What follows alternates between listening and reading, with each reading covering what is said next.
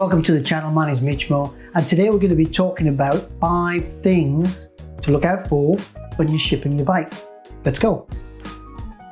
Tip number 1, find a company with good reviews, experience in transport, and proper insurance. Initially, I went online, checked some reviews, looked at companies that would do the shipping from door to door. So I was quoted 3 different prices from 3 different companies, ranging from $750 through to $1,050. I ended up going with a company called Bike Logistics. From the reviews, they looked good, they looked reputable. There was lots of good positive feedback from past customers on the website, so I thought I'd give them a go. In the end, I paid $950, plus the owner did have actually extra bags for me, so they charged me an extra $100 to transport that too. From making the initial booking and making payment, it was a 2-week turnaround to get the bike from Victoria up to Queensland. It was a really straightforward process. I give the name and the number of the owner to the company. They did all the contacting.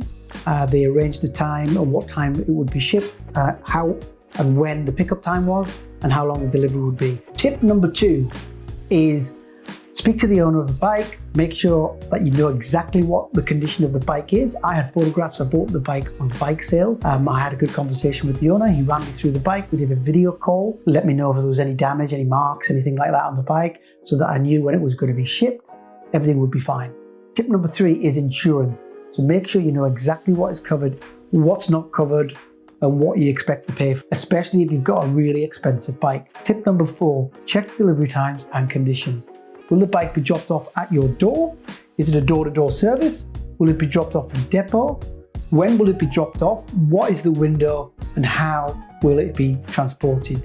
These are all things that you should just take into consideration and make sure that you're very, very clear on before you commence the partnership. So would I recommend having your bike shipped up from a different part of the country? Yes, the process was really good for me, really straightforward.